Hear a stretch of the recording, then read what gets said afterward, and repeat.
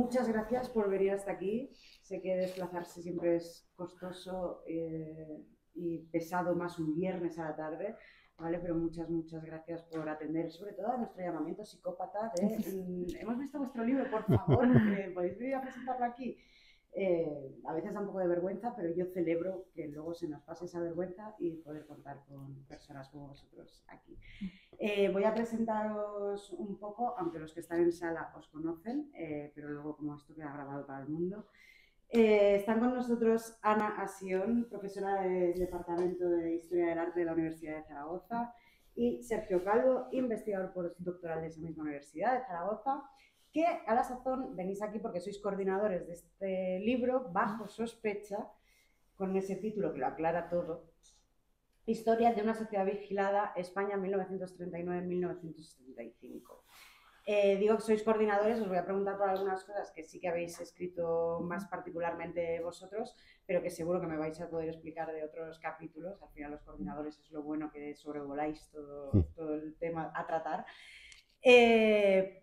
Me parece muy interesante también que al final es un trabajo que habéis conseguido coordinar entre personas de otras universidades, ¿no? Hay gente de Grenoble, de Francia, de la Autónoma de Madrid, de Sevilla, de Alicante. Qué maravilla que funcione esa red, ¿no? Porque al final también es una perspectiva plural, imagino. Pero yo voy a ir muy directa al grano, ¿vale? Sabemos muchísimo de la represión en otras grandes dictaduras. Sabemos de la Stasi, sabemos de las SS y de la Gestapo, sabemos tal, pero sabemos muy poco realmente del aparataje de represión de nuestra propia dictadura, del franquismo. Entiendo que también es un periodo absoluto porque ocupa toda la dictadura. Quiero que me podáis hacer, aunque sea muy a grandes rasgos, cómo es esa represión y cómo evoluciona con la propia dictadura. Pues yo hago, sobre todo, me hago eco de un autor que me encanta, que es Marc Baldó, que es uno de los catedráticos más importantes de historia del movimiento estudiantil, y habla de que la represión sobre todo tuvo dos características, fue sistemática e inteligente. Inteligente porque se fue adaptando a la vez que la sociedad evolucionaba durante los 60 y 70. Entonces encontró soluciones rápidas ante dificultades rápidas. Entonces a veces tenemos la imagen de una dictadura que es verdad que es algo así anacrónico en el tiempo, pero sí que es una dictadura muy bien estructurada de los cimientos. Unos cimientos en los que se invierte una cantidad de dinero y de personal ingente y que además asegura que hasta que no pasan 15 o 20 años no existe una generación disidente. Entonces, por eso vemos que la eficacia de esos instrumentos es mayúscula.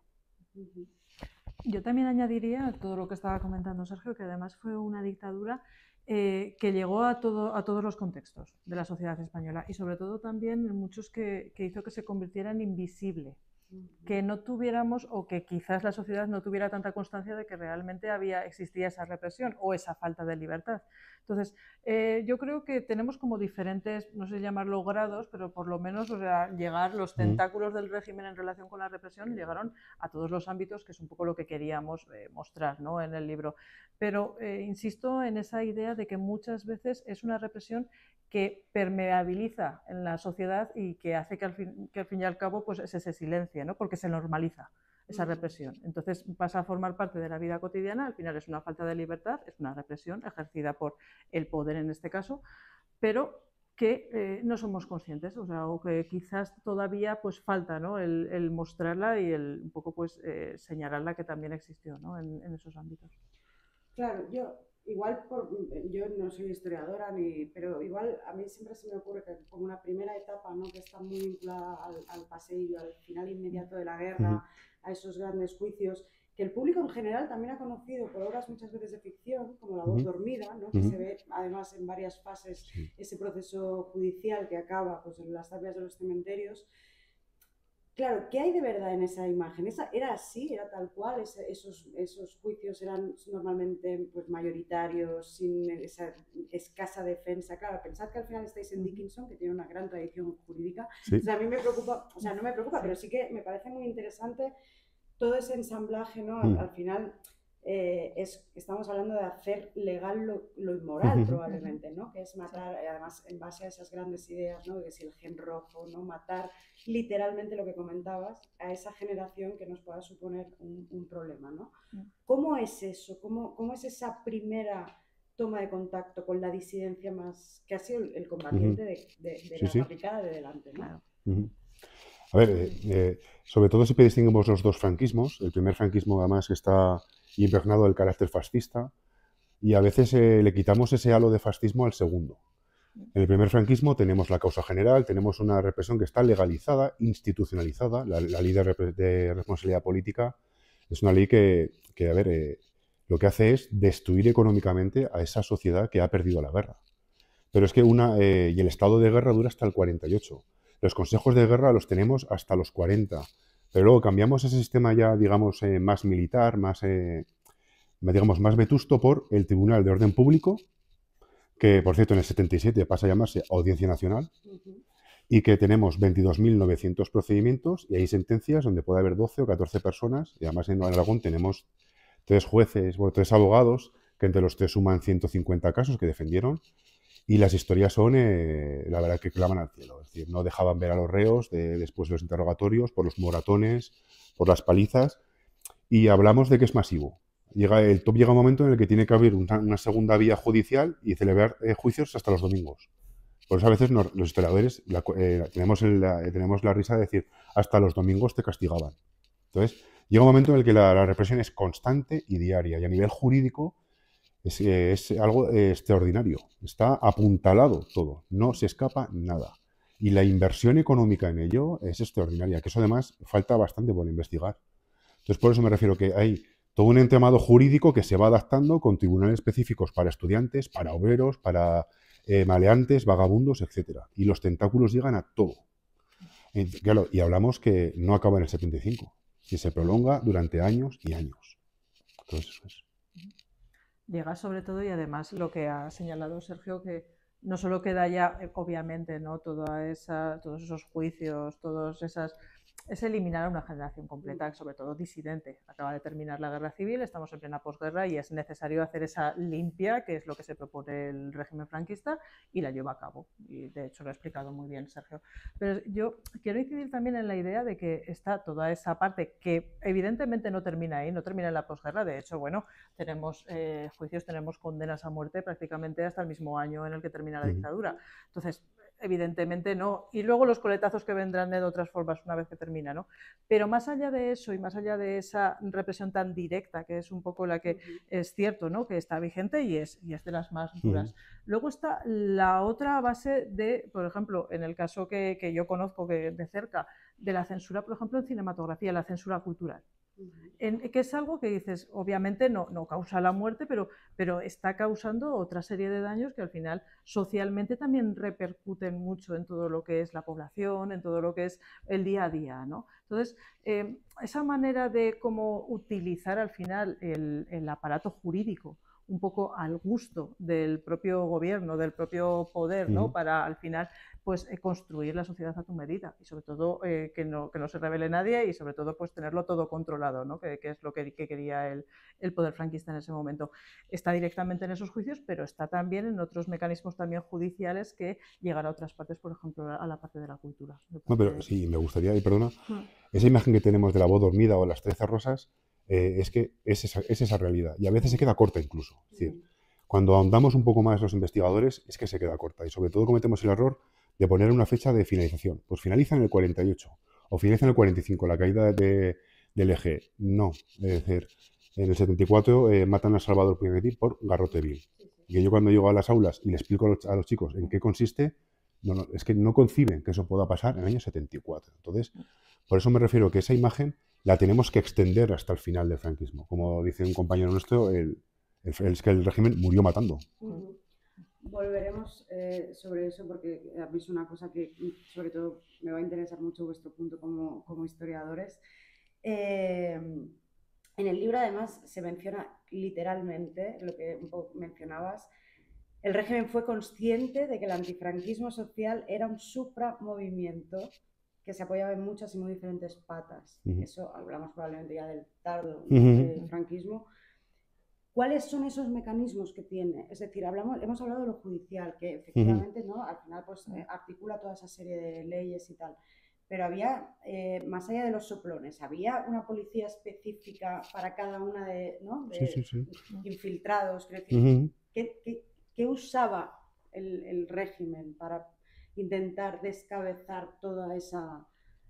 Yo te diría que utilizó todo lo posible. Me refiero, hay una frase en el libro que a mí se me va a quedar guardada, que es: la delación se convirtió en un pilar de la represión, el delator.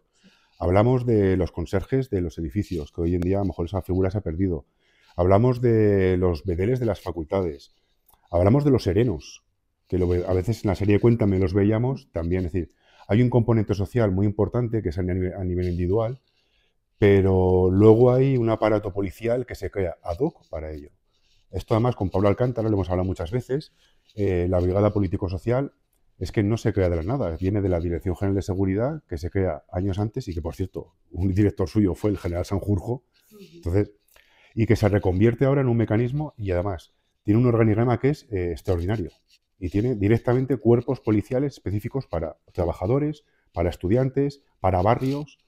Y bueno, yo soy experto en el movimiento estudiantil, sí, parece una fanfarronería, pero es verdad que los informes de la Brigada Político-Social tenemos incluso llamamientos de decir que necesitamos policías jóvenes, apuestos, con apariencia estudiantil.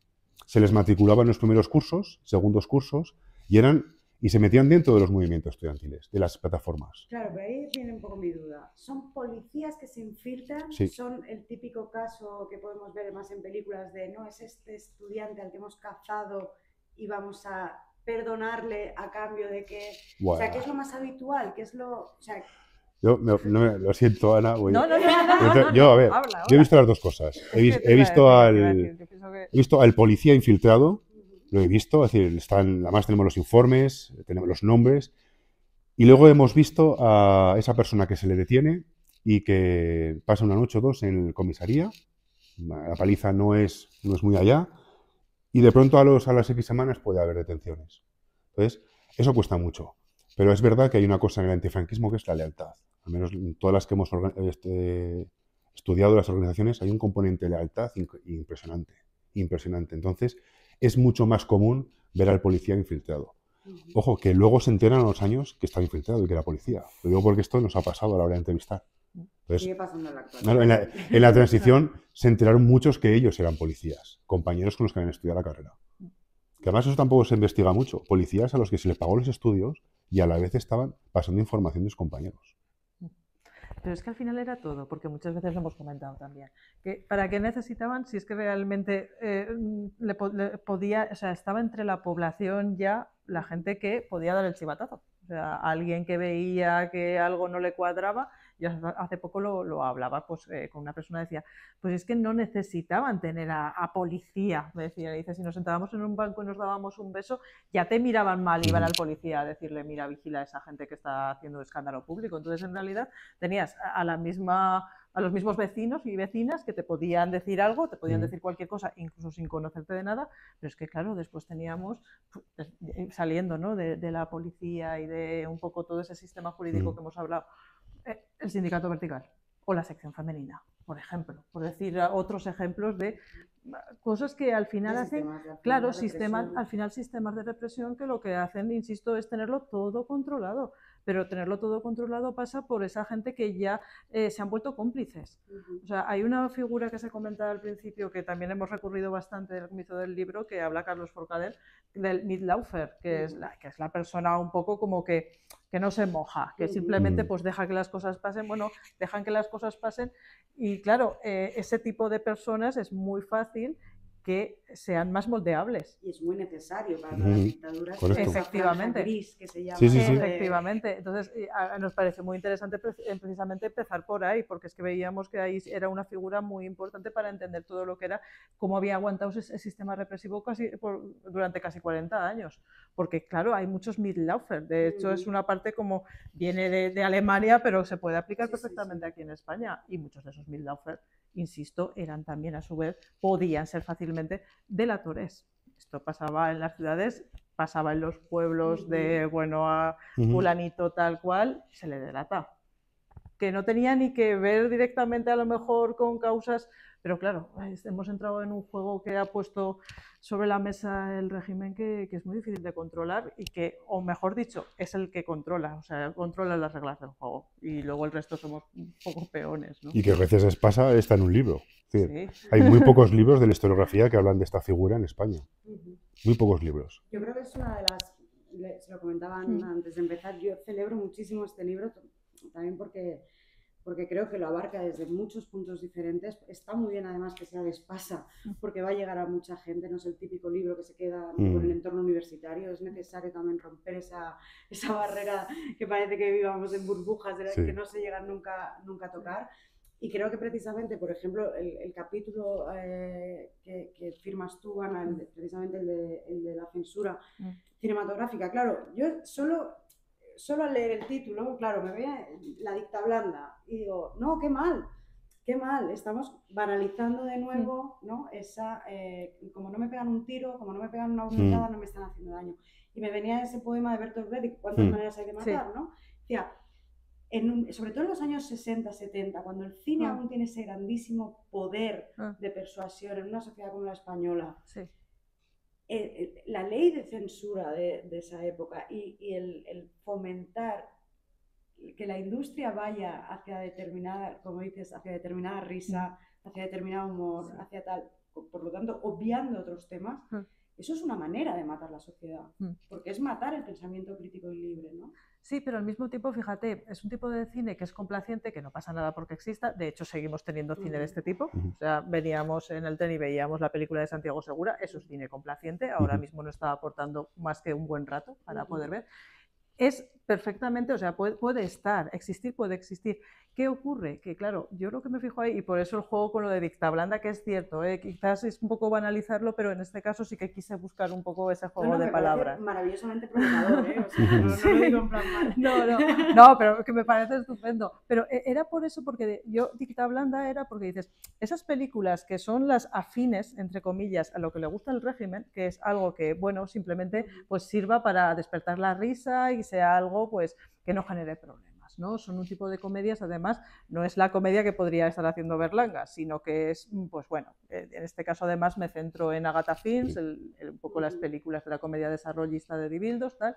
Entonces, ¿qué pasa? Que lo que te encuentras cuando consultas los expedientes de censura es que también, no es que tuvieran, no puedes decir que tuvieran problemas, pero claro, también tenían la obligación de pasar primero el guión y luego la película una vez rodada. Entonces, ¿qué te encuentras? Que es cierto que la mayor parte pues, pasan sin problemas, pero tienes pequeños apuntes. Entonces, tienes pequeños apuntes tipo, hay que dulcificar el beso, no se puede poner puñetas, no puedes hacer tal. Entonces, no se puede hacer alusión a ese país porque resulta que no nos llevamos bien en este momento con este país. ¿Qué ocurre? Que tú lo ves y dices, ahora te despierta una sonrisa y dices, madre, qué tontería, ¿no? Pero claro, esa tontería, cuando pasa en una película y en otra, y en otra, y en la de más allá, al final, claro, estamos haciendo lo que pasaba entonces, normalizarlo. No ocurre nada, o sea, no pones esa palabra porque es malsonante, no pones este país porque nos llevamos mal, pero claro, al final estamos justificando y estamos normalizando algo que es la falta de libertad. Porque si a mí me apetece poner puñetas, no puedo poner puñetas y tiene que venir alguien a decirme que yo no puedo poner eso. Entonces, es un poco por eso el juego, lo de dictablanda, porque a veces se nos olvida que quizás eso, el hecho de que pasaran, es verdad que en las películas más polémicas es donde ahí sí que vamos a ver que esto no vas a poder decirlo y sobre todo pues esos temas sexuales, temas políticos, pero hasta en las, pues eso, amables, también los temas sexuales, también los temas políticos, aunque sean a otro nivel mucho más suave, también llama la atención y tampoco pueden hacerse mención. Es decir, al final moldean el producto al gusto de cómo quiere el propio régimen franquista. Entonces, claro, es otra manera de poner el ojo, la atención de decir, bueno, vamos a darnos cuenta que a todos los niveles tenía que tener control. Es un poco eso la necesidad también de ese capítulo, del hecho de decir, bueno, es que no nada, o sea, no pasaba nada que no tuviera controlado todo lo que era el gobierno franquista. Claro, a mí, por ejemplo, yo es que vengo de periodismo, entonces, claro, a mí la figura de Fraga Iribarne me viene por muchas otras cosas que no son ni Palomares, ni por supuesto Alianza Popular, ni nada, pero sin embargo sí que me parece muy simbólico eso, ¿no? Es decir, uno de los grandes responsables de una ley bastante tardía para el régimen, como es la de censura de medios, pero sin embargo es como la figura que sí es lo suficientemente buenista como para alcanzar la democracia y construir el gran partido de la derecha española, ¿no? Entonces, esa percepción que se tiene aún de que ese control social, que en el caso del cine es lo que decimos, ya es como el sumum, ¿no? Porque lo tenemos muy asociado al entretenimiento,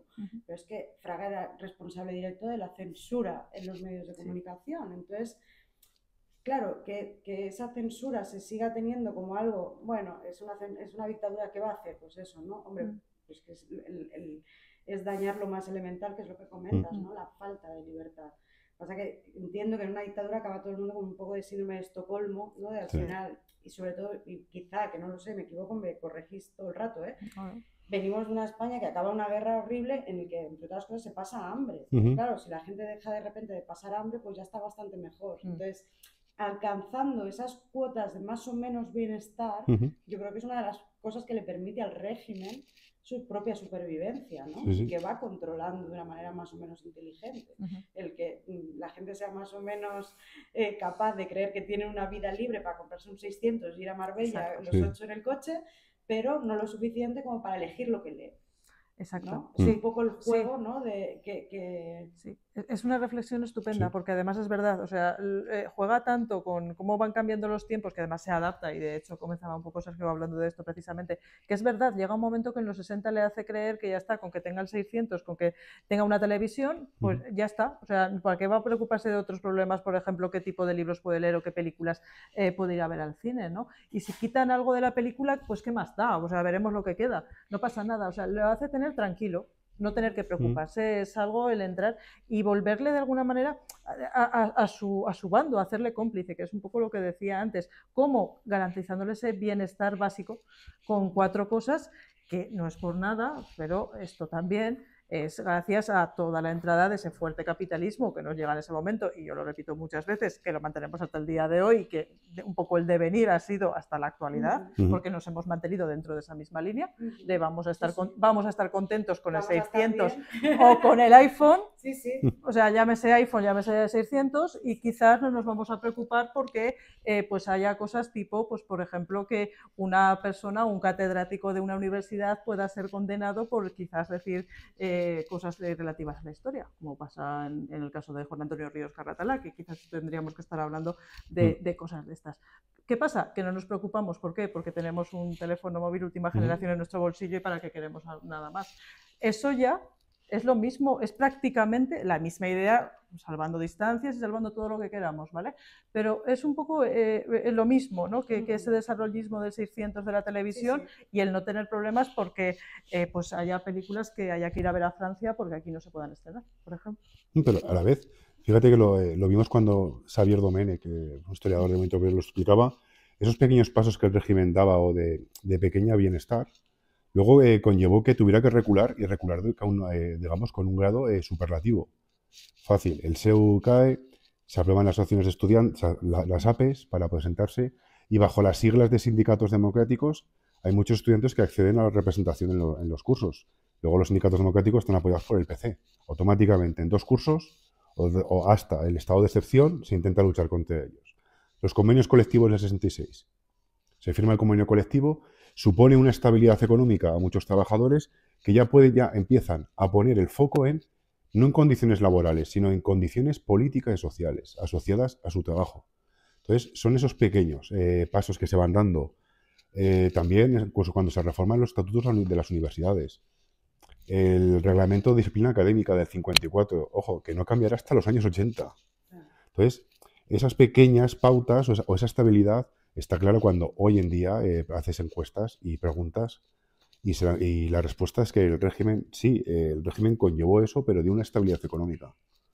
Entonces, ahí contestamos lo mismo que contesta nuestro querido profesor Julián Casanova. ¿Cuál fue el precio que se pagó? Claro, es que no todo el mundo lo pagó.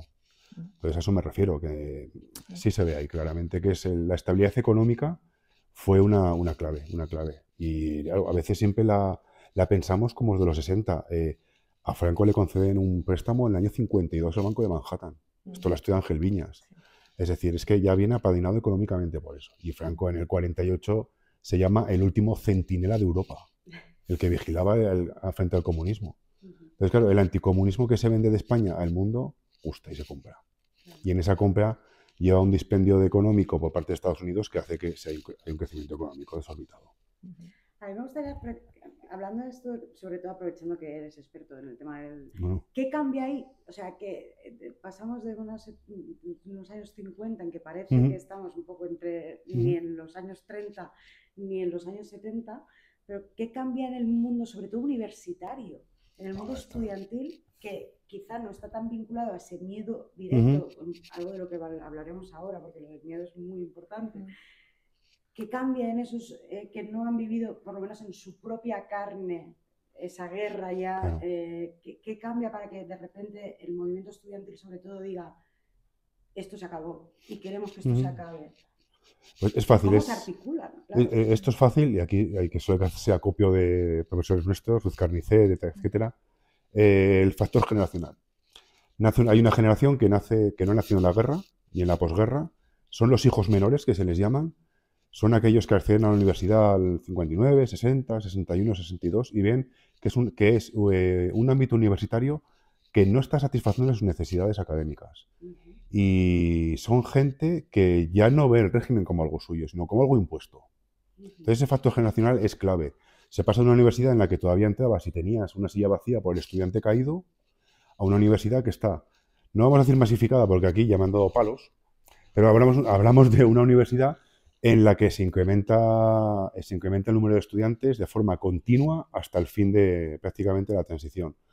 Que las autoridades, los informes sobre todo de los gobiernos civiles, hablan de que los primeros años de las carreras son los más complicados. Tenemos aulas masificadas, aulas llenas, y hay un componente muy importante a nivel personal que empieza a surgir una militancia antifranquista en ellos. Y a veces son hijos de vencedores y vencidos. ¿De dónde surge? Es que me resulta raro. Pues hay un componente que viene sobre todo de la enseñanza media. De la enseñanza media es un componente muy importante, y luego sobre todo es la influencia de Europa, la influencia del exterior, que existe. El mayo del 68 existe y en España se conoce, aunque esté controlado. Entonces, claro, se ve que el año 65 ya todo esto explota. Hay una generación que está en primero, segundo de carrera, una situación económica favorable. Claro, esto Eric Hobsbawm lo decía, es que llegaron a las universidades hijos de carpinteros, fontaneros, y lo estudia. Dice, ¿por qué? Porque el precio de la matrícula era irrisorio, prácticamente, es decir, era muy, muy escaso. Entonces, ahora esos hijos ya no hacía falta que se pusieran a trabajar y aportar ingresos, podían estudiar. Y empiezan a llenarle, y no son becados, porque no hay un programa de becas, y empiezan a llenar, y a los pocos meses se dan cuenta que algo no funciona. Hablamos de las prácticas que se hacían en medicina, en pediatría. Hablamos de estudiantes que están condenando los planes de estudio, porque esto no es válido. Entonces, poco a poco se genera eso. Y luego hay un detonante que es claro, que es el estado de excepción del 69, 1.278 detenidos, y eso hace que toda una generación, además esto te lo explican, asuma la iniciativa y el protagonismo de esto hay que tirar para adelante. Y a veces, como decía Javier Delgado, un militante que falleció, a veces la militancia era sobrevivir, pero había que intentarlo. Entonces, por eso. Espero que se haya entendido. Sí, maravillosamente. A mí me gustaría, tengo solo 2 preguntas más, bueno, en realidad tengo 3.000 millones de preguntas, pero tenéis vida. Es un tema del que se habla de manera bastante recurrente cuando hablamos de dictaduras y cuando se habla de represiones. Vosotros lo mencionáis ya de primeras en la cara en el inicio del libro, es el miedo. Qué importante el miedo para articular y permitir no solo todo eso, sino la represión, también la delación. ¿Cuánto hay de miedo aún a todo eso? ¿Cuánto había? ¿Qué peso tiene ese miedo en la dictadura? Fundamental. Sí. Yo creo que logran articular todo lo que hacen porque juegan con el miedo. Es que está ahí, y además con un miedo que viene de que hasta ya muy poco se había vivido una guerra civil. Entonces, claro, con todo como se había quedado el país, pues juegan con eso. ¿Creéis que el miedo es tanto la guerra o esa represión brutal? No sé, se me ocurre, pues, Badajoz, todas esas limpiezas étnicas que van dándose con el paso del frente. ¿qué papel tiene? O sea, para mí, pero insisto, yo desde la ignorancia, pero para mí realmente, si yo viviera, por ejemplo, en Badajoz, creo que no se me olvidaría jamás eso. Quiero decir, el frente de repente pasa, Claro. pero pasa matando a 4.000 personas en una noche en la Plaza de Toros, ¿no?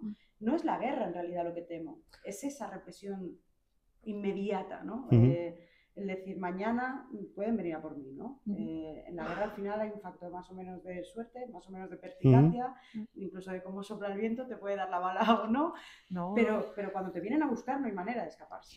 Exacto, y es que el miedo nace, y voy a matizar, ya no la guerra, en la posguerra. Es que, claro, ¿qué ocurre? Hace poco, además, Julián Casanova también lo mencionaba, decía, es que no nos olvidemos, ese miedo se impone a partir de que la posguerra es una posguerra que no es para nada amable con los vencidos, o todo lo contrario, vamos a masacrar a cualquier persona que prácticamente no opine como nosotros. Entonces, ¿qué ocurre? Que cuando ya se ha visto cuáles son los mecanismos que tiene para poder hacer frente a todas esas personas que no estén de nuestro lado, claro, ahí ya marcas un precedente y lo marcas desde el miedo, utilizando esos aparatos jurídicos de los que hablaba antes, poniendo a la gente en las tapias y apretando el gatillo. Entonces, claro, cuando partes de ese precedente, el miedo ya se ha impuesto, el miedo ya ha llegado a todo el país. Entonces, ¿qué pasa? Que ya puedes jugar con eso. Puedes jugar con el hecho de que somos capaces de poder hacer todo esto. Entonces, vamos a llevarnos todos bien. Entonces, ¿qué vamos a hacer? Vamos a tenerlo todo controlado, vais a hacer un poco lo que nos guste en cada una de las esferas de vuestra vida a todos los niveles. Por eso decía lo de la represión a todos los niveles. Es una represión a todos los niveles, pero al fin y al cabo es un control por parte del gobierno franquista a todos los niveles para que no haya ningún tipo de rebelión. Entonces, claro, claro que el miedo es lo que hace que todo eso se sostenga y que puedan existir esas relaciones, pueda existir el hecho de que, aunque me coarten libertad, pero si puedo comer, porque además antes me podían matar y encima no podía comer, pues ya no me voy a quejar. Entonces, claro, es fundamental. Yo creo que todo esto tiene sentido porque esa represión se fundamenta en ese miedo que nace en ese momento. Y que además también es como se juega con el recuerdo. Los aniversarios, igual que Badajoz, Pamplona, Sevilla, hablamos. Entonces, ese recuerdo a lo que pasa se mantiene vivo hasta los años más de 50. Y la imagen de civiles sometidos a un consejo de guerra del año 55, recuerdo una foto, digo, es que eso ya te inspira miedo. Te están juzgando un tribunal militar, que por eso no aceptó a la jurisdicción civil. Entonces, ¿cómo ese miedo está metido dentro? Y luego ese miedo cambia, ya no miedo a perder la vida, tanto, sino a sufrir esa detención, esa identificación, ese juicio, ese señalamiento. Y claro, y es que es una consecuencia que se alarga, yo los llamo a veces una consecuencia de larga duración. Ejemplo claro, y perdonar que me extienda. Llega un momento en el que cualquier incausado en un juicio por el Tribunal de Orden Público, durante el tiempo que dure todo el procedimiento, no puede pisar la universidad. Pero el tiempo medio entre que te detienen a que es el fallo de la sentencia es 1 año y medio. Entonces, son vidas truncadas más las 5.000 pesetas de multa. ¿Cuánta gente nos ha dicho, no, es que a mí lo tuvo que pagar el vecino, me la tuvo que dar? Entonces, hay un miedo a esa represión también económica, porque está ahí. Entonces, ya no es tanto a perder la vida, sino a que te va a truncar toda tu vida. Es decir, hemos escuchado casos, como en Zaragoza, una pareja, los 2 militantes de una formación en Zaragoza, y tienen que abandonar Zaragoza, y dejan a su hijo recién nacido con el compañero de piso. Una paliza en la Brigada Político-Social, donde estaba presente Vila el Niño, que pasó por Zaragoza, y en el segundo día de interrogatorio meten a la madre para que se desmaye viendo cómo le están dando una paliza. Entonces, claro, así se trabaja. Es un miedo diferente, es un recuerdo a que te la puede estar jugando. Y es que se extiende, yo es que no me canso de decirlo, es que se extiende hasta los 70 largos. En la transición mueren más de 20 estudiantes. Entonces, hay algo que hacen que funciona. Y eso es lo malo. Igual los datos contradicen absolutamente lo que voy a decir, pero a mí me da la sensación de que al final, justo al final de la dictadura, es como que se recrudece la represión, ¿no? Sí. El caso de Puig que mencionabas, 50 años después, por lo menos en Cataluña, sigue teniendo un valor simbólico brutal. No hay día que uno vaya a Montjuic y no encuentre flores frescas en la tumba de Salvador. Mencionáis mucho el caso de aquí del proceso 1001. ¿Le sirve de algo a la dictadura morir matando? Es que yo es algo que creo que no voy a conseguir entender jamás. ¿Le sirvió de algo? O sea, Sí. ¿sirvió para adormecer esa transición? ¿Fue útil para algo? Era su señal de identidad. Yo creo que era lo que de alguna manera se había impuesto. Yo en relación, claro, creo que dices, claro que se recrudece, y vuelvo un poco simplemente en el caso del cine. En el caso del cine se ve. Hay un momento en el que es verdad que cuando llega García Escudero en los 60, la censura se vuelve un poco más laxa, todo lo laxo que podemos hacer. Pero es cierto que a principios de los 70 vuelve otra vez, sobre todo no tanto la sexual, porque es verdad que vemos un protodestape en la primera década de los 70, pero la política se vigila mucho. ¿Por qué se vigila? Porque ya se sabe que estamos pasando en una época en la que pues, cada vez hay más huelgas, cada vez pues, bueno, la población está demandando ya que el régimen termine. Entonces, ¿qué ocurre? Que como lo tienen que vigilar a todos los niveles, también en el cine se echa mano de todo lo que es el control, sobre todo de tener mucho cuidado de lo que se dice en el tema político. Pero yo creo que, corrígeme si me equivoco, me parece que es un poco extrapolable a todo lo que está pasando, y uno de los mejores ejemplos es el caso de Salvador Puig Antich, pero que también hay otros ajusticionamientos justo también durante esos mismos años. Y ojo, que a nivel internacional, que es que yo siempre lo veo y lo analizas y dices, es que hasta el Vaticano y todos los gobiernos y todo, había como, pues bueno, esa petición. Sí. Cierta incomodidad, por lo menos. Claro, que parecía que lo ves y dices, parece que nunca iba a pasar. Pues yo pienso, insisto, que fue como la manera de decir, es que nosotros, o sea, somos así, somos esto.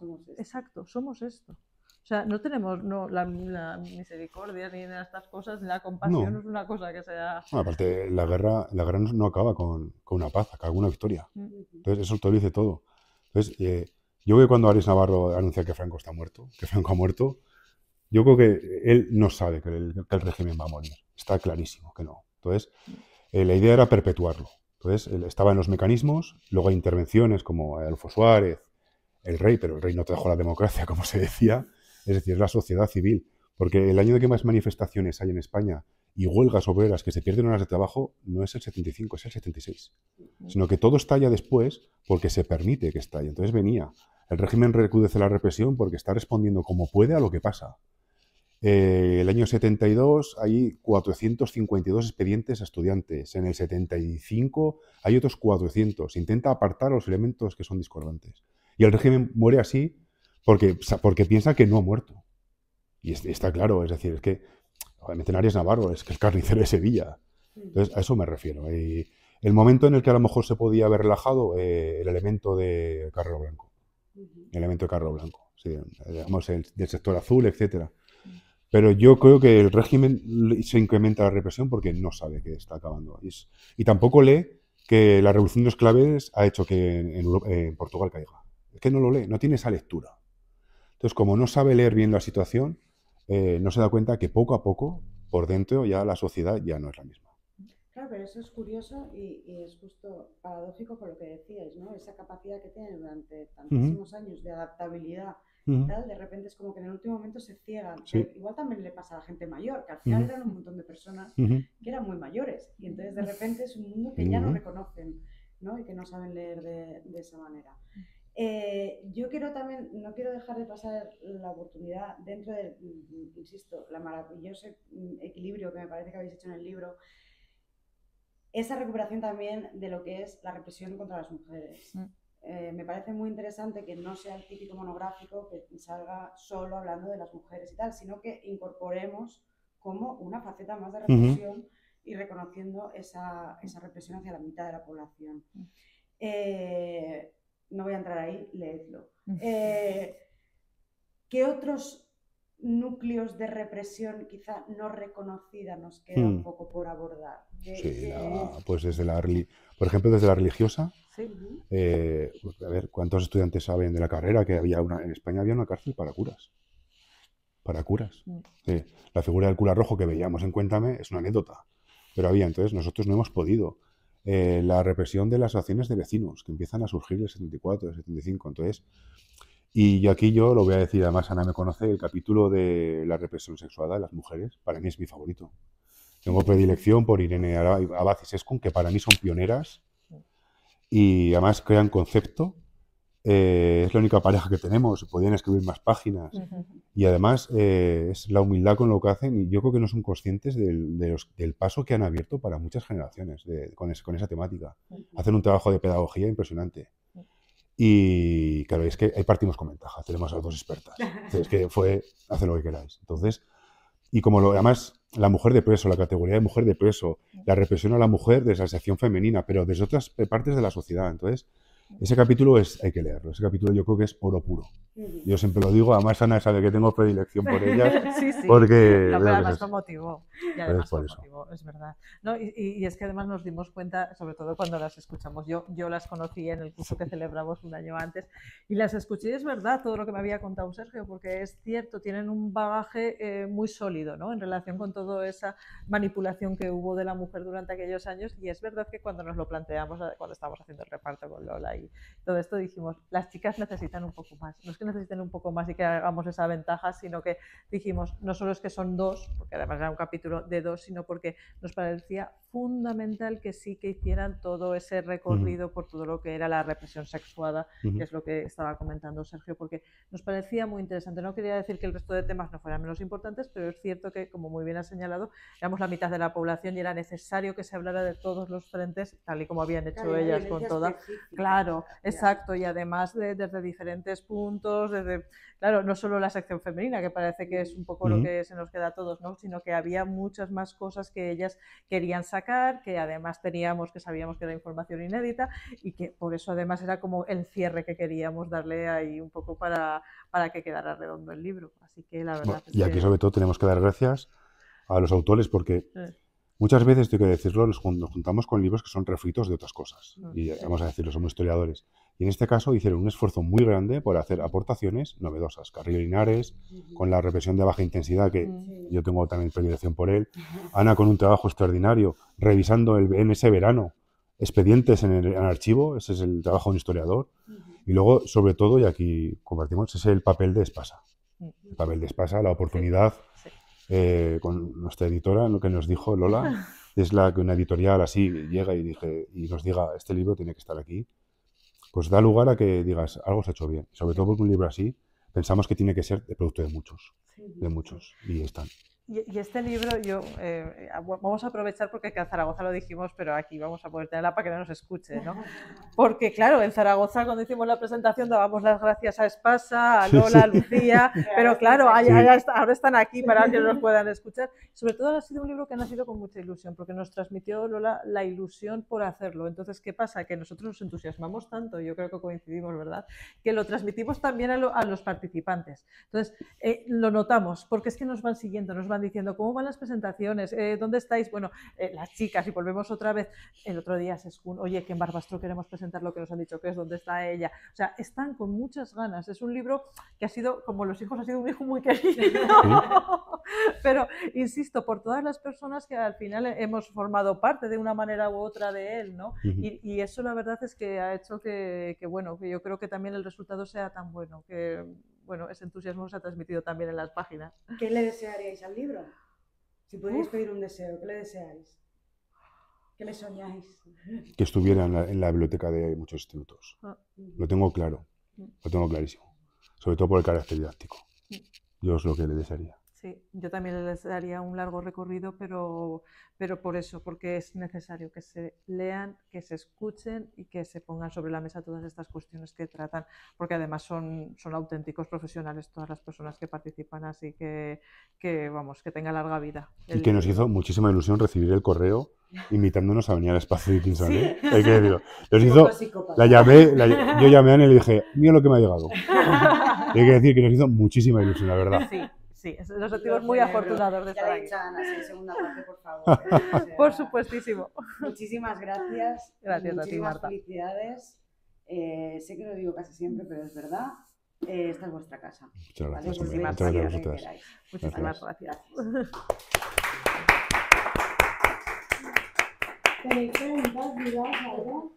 No, yo solamente de lo que estabas comentando, que estabas diciendo de cuando Arias Navarro hablaba sobre Franco, cuando se estaba muriendo, a mí me coincide que estaba haciendo la misma. Había entrado en octubre, seguramente, ¿verdad? Y además era voluntario para quitármela de encima. Bueno, conocía a mí que decían que me iban a enchufar y todo. Y me mandaron a poner postes. Y de repente me daban todos los días el parte, nos reunían, porque claro, a estos que se estaban muy enfermos, ¿qué hacemos con ellos? Poco de instrucción, pero claro, la cosa estaba muy mal, ¿qué iba a ocurrir? Y esto no puede salir a la calle, pero tampoco los metían en unas salas a ver lo de Arias Navarro, y con un médico que de repente, el compañero dijo, pues está muy mal, se va a morir. No, él no se muere, y se soltaban un discurso aquí, y no solo a nosotros, a los cabos kiosqueros, a esa gente iba dirigido todo durante el 70 y pico, esa gente, esos mensajes, iba a decir, oye, esto va a quedar, pues, yo le decía, oye, ¿qué va a ser de nosotros? Nosotros somos, ¿en qué situación? Y claro, yo veía a todos estos que eran, pues es verdad, que al final eran cabos que con unos niveles muy justitos, bueno, muy buena gente, pero sí, pero algo se tenían que hacer con diligencia. Claro, que tenían la banda diciendo que iba a ser de ellos, y el mensaje era hacerle franquistas, para que sí. Además, es que Franco muere el 20 de noviembre, pero es que el 19 ya está con respiración asistida. Esto habla Julián Casanova, habla Javier Rodrigo, es decir, y se dice que se aguanta para que fallezca, para que además coincida con el 20N por el fusilamiento de José Antonio. Es decir, que me refiero a que es que está todo hilado, a eso me refiero. Y es eso, y esa preocupación dentro del ejército, yo la he escuchado a muchas personas que he entrevistado, es que y a mí me pilló haciendo la mili. Al momento nos dijeron que nada cambiaba. Vendría otra persona, que sería Arias Navarro, tal, nadie cambiaría. Entonces, por eso digo que es ese pensamiento de decir, no está él, pero seguiremos los demás. Y ojo, la verdad que lo que vino luego fue muy bonito a nivel de historiador, pero muy sufrido, es decir, muy sufrido. Es decir, no llega a la democracia, es lo que Alberto Sabio llama el final de la dictadura. No es entonces, por eso. Yo tengo una pregunta. Bueno, sobre todo para Ana, que ha comentado que ha trabajado mucho en archivos, no sé, quizá tú también. Sí, estaba conmigo. Yo estaba con ella ese verano. Sí. Pero me da curiosidad saber cómo es el trabajo de archivo en un tema como este que, bueno, en ciertos sitios puede seguir siendo muy tabú. Si te has encontrado con dificultades, os habéis encontrado los dos, con dificultades a la hora de hacer las entrevistas, ¿no? Trabajo de campo, gente reacia a hablar de este tema. Yo es que, claro, te reconozco que la visión que te voy a dar yo, y quizás no es la más real, porque claro, yo precisamente como trabajo la parte de cine y quizás un poco la más complaciente que estamos diciendo, claro, yo no me encuentro problemas ni con las entrevistas, que ha sido todo el mundo maravilloso de, vamos, directores, productores, actrices, de todas las personas que he entrevistado para mis investigaciones. Los archivos tampoco, porque no son archivos problemáticos, es que al final son expedientes de censura, así ya se son puede. Guiones, pues es que...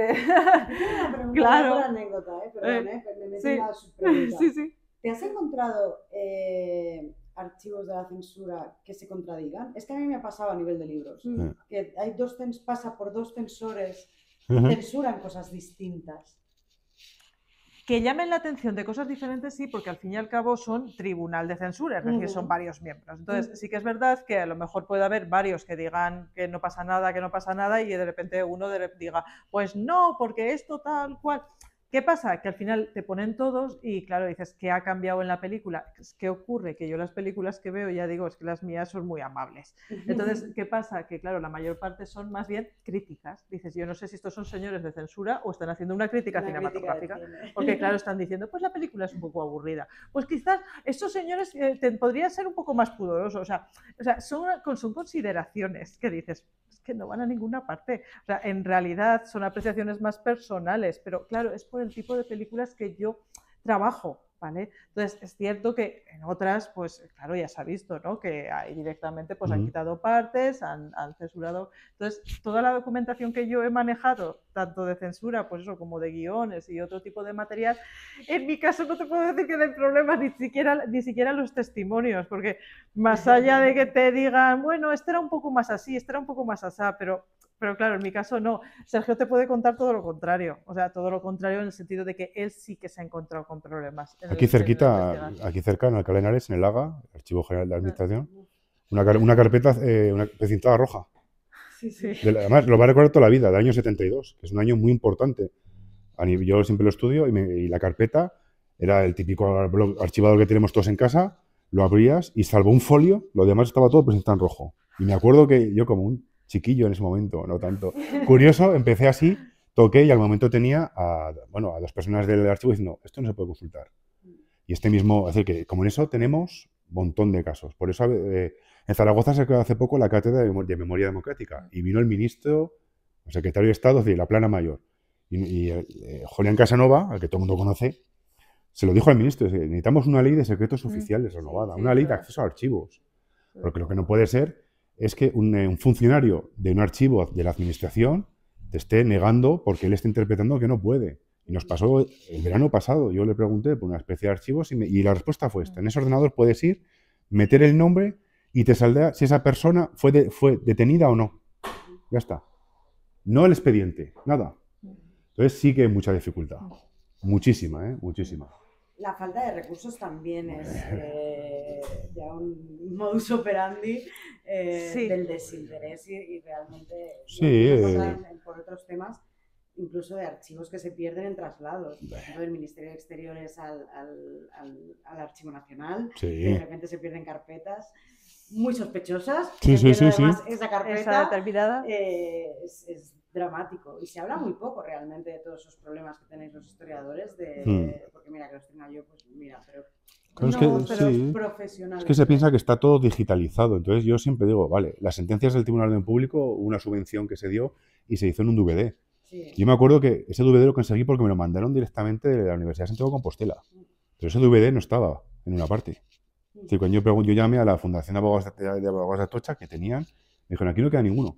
Y está todo en un DVD, todo.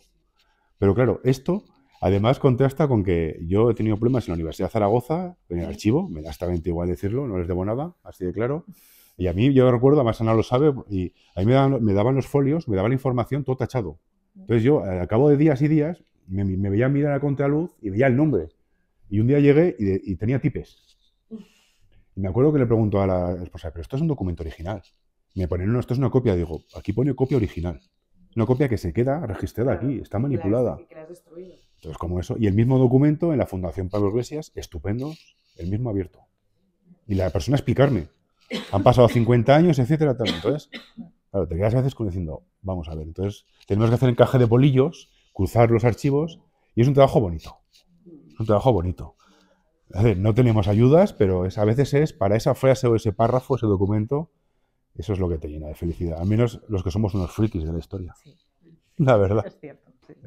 Por eso.